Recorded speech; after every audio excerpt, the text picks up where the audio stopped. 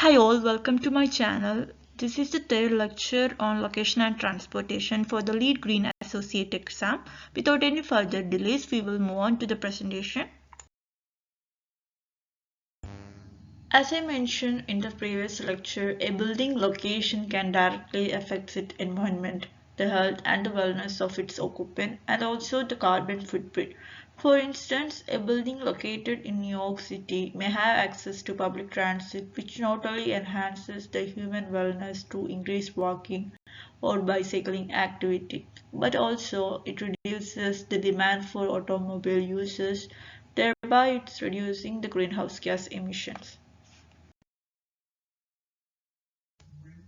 We have discussed the first 5 credits in this category. Now let's move on to the next credit, which is bicycle facilities.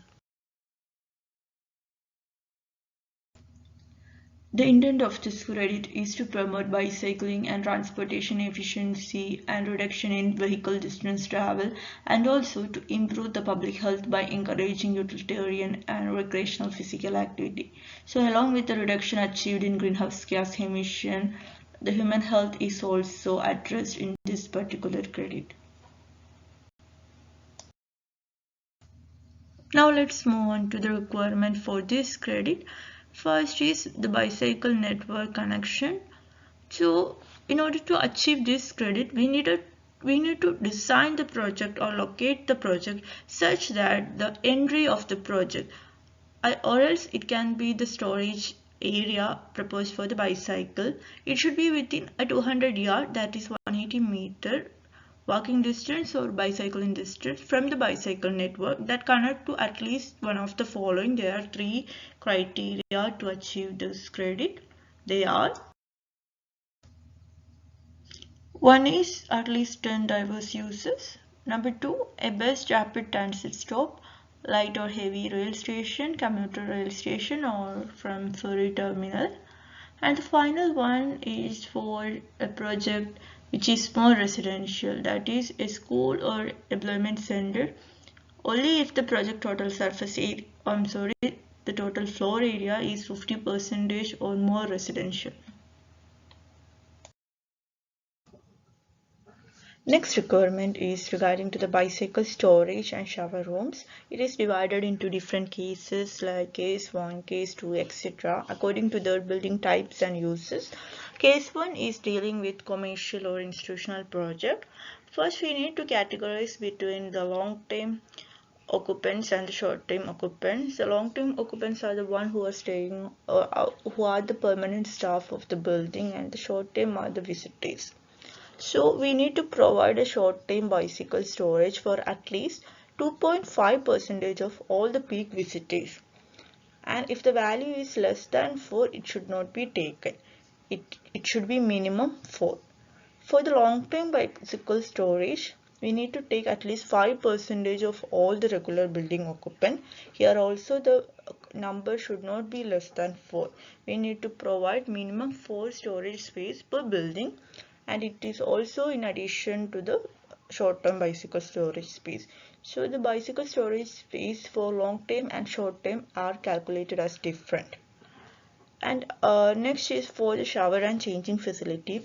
Provide at least one on-site shower with changing facility for the first regular building occupants, and for every additional 150 building occupants, we need to add one more shower area. So if the number of the regular occupants is 250, we should need 2 shower facilities for them.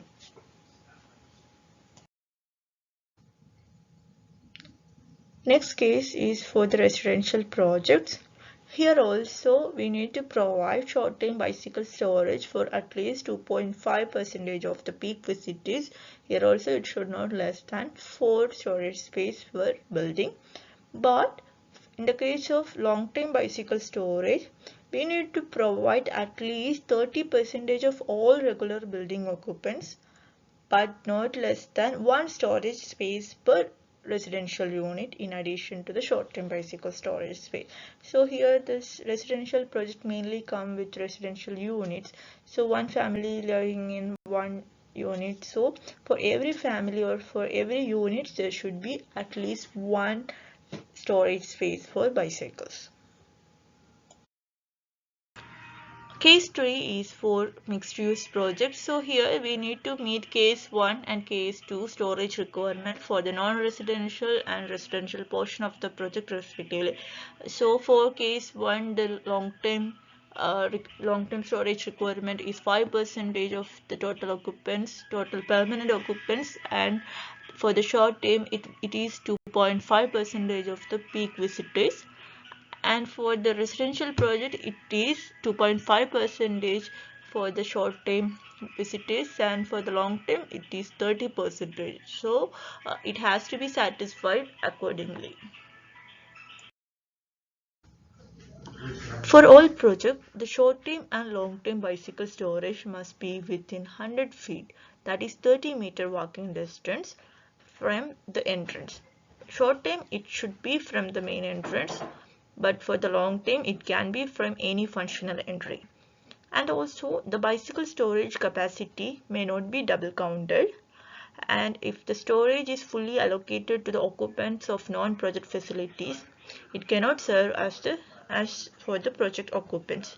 So we cannot be double counted, and also each storage allocation must be uniquely assigned to a specific group of occupants and cannot overlap with another group allocation.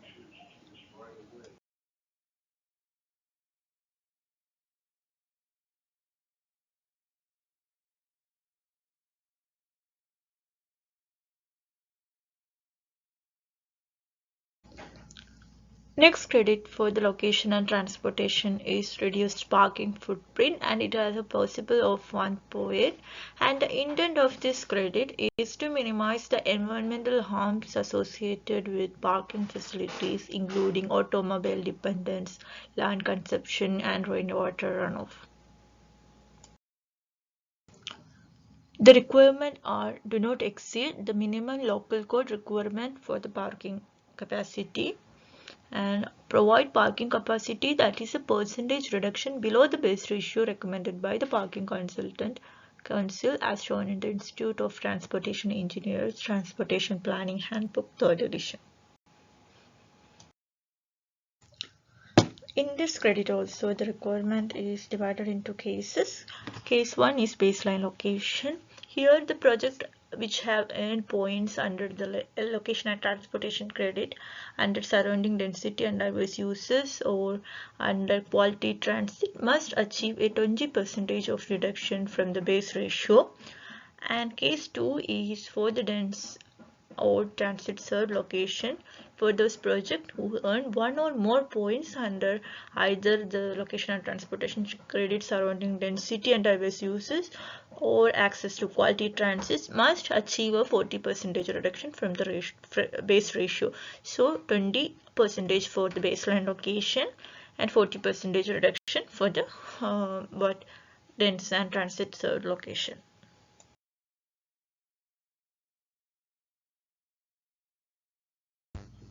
Then for all projects, the credit calculation must include all existing and new off-street parking spaces that are leased or owned by the project, including the parking outside the project boundary but used by the project. And also the on-street parking in public right-of-ways is excluded from these calculations. Also provide preferred parking for carpools for 5% of the total parking spaces after the reduction are made from the base ratios, and the preferred parking is not required if no off-site parking is provided. Do not count parking spaces for fleet and inventory vehicle unless these are used by the occupants for their daily commutation or for the business purposes. That's the end of today's lecture. We will cover the remaining credits in this category tomorrow. Until then, goodbye. If you enjoyed the content, please like the video and subscribe to the channel. Thank you.